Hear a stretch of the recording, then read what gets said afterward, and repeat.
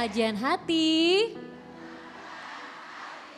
Selanjutnya sudah hadir di sini Mbak Ade Suryani. Boleh kalau ada yang mau ditanya sama Ustadz dipersilahkan. Silakan. Bismillahirrahmanirrahim. Assalamualaikum warahmatullahi wabarakatuh. Waalaikumsalam warahmatullahi wabarakatuh. Dengan saya terlahir disabilitas tunanetra, saya disabilitas mengalami ketunanetraan sejak lahir dikarenakan overdosis obat. Waktu dulu ketika ibu saya mengandung, ibu saya mengalami kecelakaan, saya mengalami buta total. Sama sekali tidak melihat terangnya dunia sampai saat ini saya 23 tahun. Tapi dengan begitu, alhamdulillah perjuangan kedua orang tua saya menyekolahkan, mencari sekolah untuk saya karena anak seperti saya tidak bisa langsung sekolah begitu saja seperti anak bapak ibu pada umumnya. Saya harus mencari sekolah yang khusus menerima anak tunanetra. Alhamdulillah bertemulah dengan sekolah SLB sampai pada akhirnya saya mengalami di tengah perjalanan pendidikan saya mengalami keterbatasan ekonomi. Akhirnya kedua orang tua saya berusaha mengerahkan seluruh tenaga dengan bapak saya, ayah saya hanya bekerja sebagai satpam di sekolah dasar, tapi dapat menyekolahkan saya sampai sarjana. Sampai akhirnya saya bisa mewujudkan apa yang saya inginkan. Saya ingin menjadi hafiz Quran, dan motivasi saya ada dalam sahabat Nabi Abdullah bin Umi Maktum yang sampai tertatih-tatih untuk ke masjid. Ada dalam Quran surah Abasa ayat 1 hingga 11. A'udzu billahi minasy syaithanir rajim.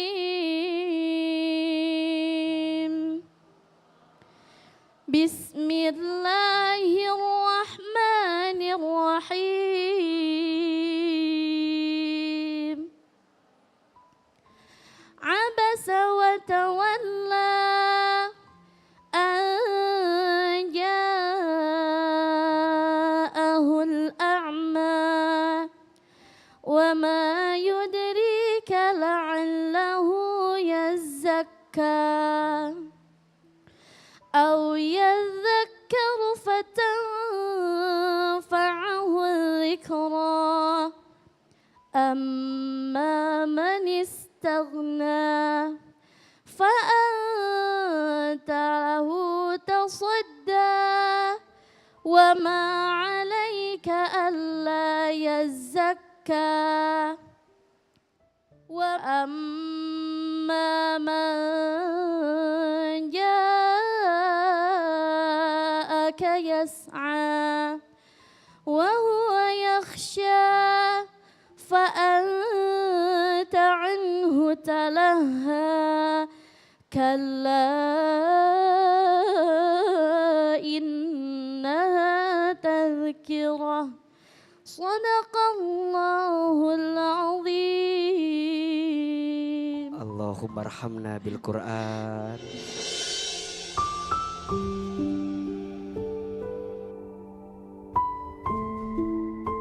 Pak Ustadz, yang saya ingin tanyakan, bagaimana mungkin ada tips dari Pak Ustadz yang memang bisa membuat saya dan juga anak yang memiliki berkebutuhan khusus agar bisa lebih bersyukur dan menyadari justru ini adalah bentuk rasa kasih sayang Allah terhadap kita. Wassalamualaikum warahmatullahi wabarakatuh. Waalaikumsalam warahmatullahi wabarakatuh. Mbak Ade, aku izin peluk ya.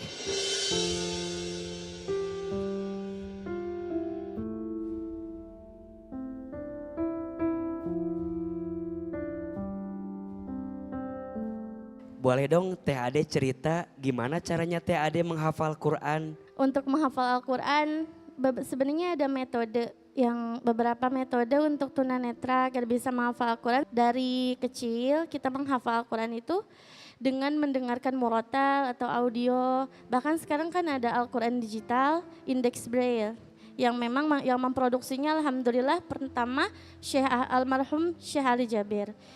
Beliau memproduksi Al-Quran digital indeks braille yang bisa kita pakai untuk menghafal Al-Quran. Begitu Pak Ustadz. Masya Allah.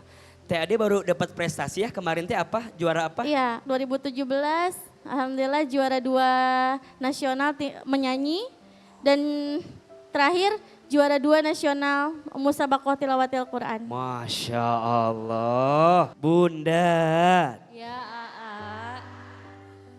Di dalam Al-Quran surat At-Tin ayat 4. Allah subhanahu wa ta'ala berfirman. A'udzubillahi minasyaitonirrajim. Laqad khalaqnal insana fi ahsanit taqwim. Sungguh kami telah menciptakan manusia dengan bentuk yang paling sempurna.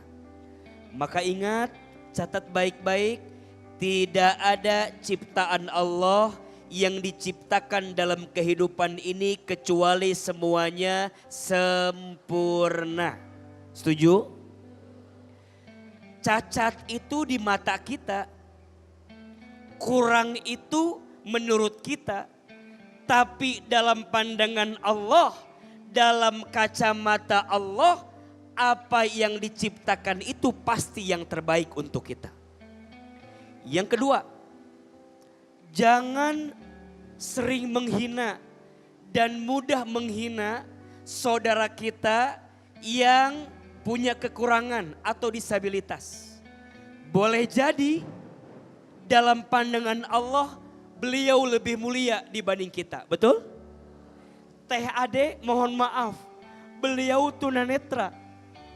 Tapi Masya Allah, walaupun dengan mata yang menurut kita tidak sempurna, justru Allah titipkan Al-Quran dalam dirinya.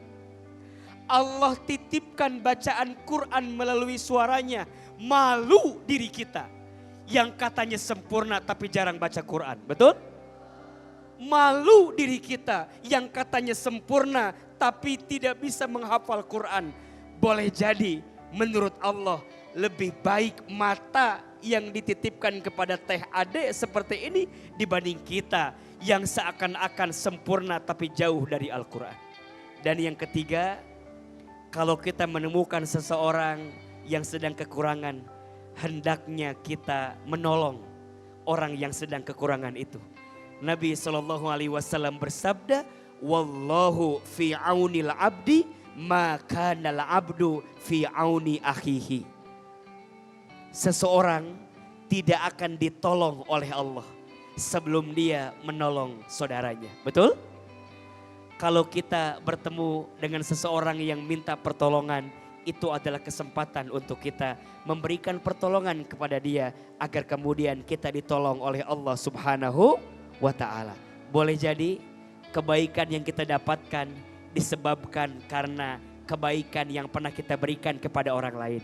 Percayalah, tidak ada kebaikan yang sia-sia. Dan Teh Ade, beliau pandai berterima kasih.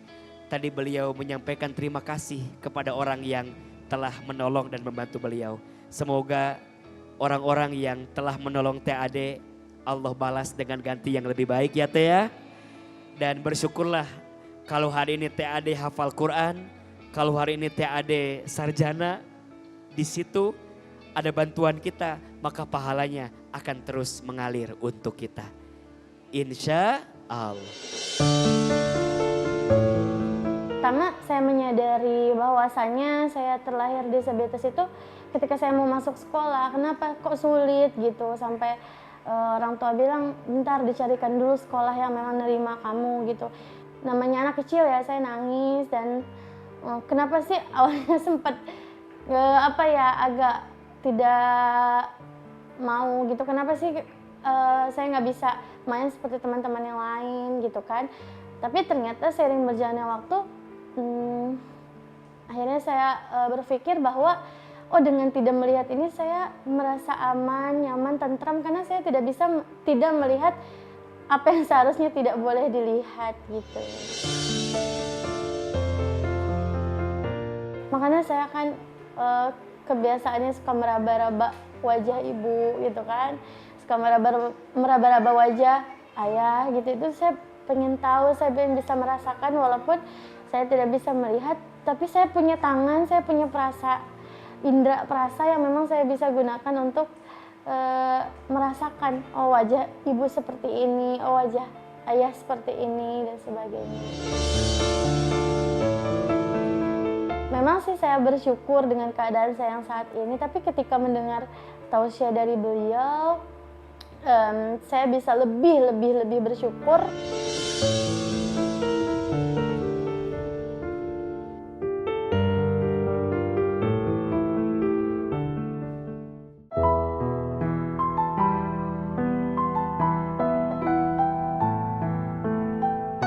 Kajian hati. Baik AA, kesimpulan dan muhasabah hari ini silakan AA. Ketika hati terasa hampa, maka Al-Quran adalah penguatnya. Al-Quran adalah obat untuk setiap rasa sakit di dalam dada kita. Al-Quran adalah penguat untuk setiap situasi yang datang melemahkan kita. Al-Quran adalah jawaban atas setiap pertanyaan yang menggelisahkan kita. Al-Quran adalah jalan keluar terbaik atas setiap kesulitan yang kita hadapi. Dekati Al-Quran, jangan jauh dari Al-Quran, karena dekatnya engkau dengan kebaikan tergantung dekatnya engkau dengan Al-Quran.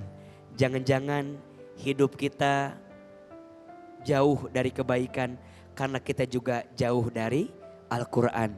Jangan-jangan keluarga kita jauh dari kebaikan karena mungkin keluarga kita jauh dari Al-Quran. Bacalah Al-Quran, karena Al-Quran yang kita baca akan jadi syafaat ketika nanti hari kiamat. Ya Allah, sayangilah kami semua dengan Al-Quran. Jadikanlah kami semua ahlul Quran. Jadikanlah kami semua hidup dengan Al-Quran. Bimbinglah hari-hari kami ya Allah dengan kedekatan kami bersama Al-Quran. Ya Allah, takdirkan kami semua nanti mendapatkan syafaat dengan Al-Quran. Ya Allah ya Rabbana, jika ada di antara kami hari ini yang sedang gelisah, tenangkan hatinya. Jika ada yang sedang punya masalah, tunjukkan jalan keluarnya. Jika ada yang sedang diuji, kuatkan hati dan tubuhnya. Jika ada yang sedang susah, mudahkan urusannya. Jika ada yang sedang sakit, sembuhkan rasa sakitnya. Rabbana atina fid dunya hasanah wa fil akhirati hasanah wa qina azabannar. Subhana rabbika rabbil izzati amma yasifun. Wassalamun alal mursalin. Walhamdulillahi rabbil alamin.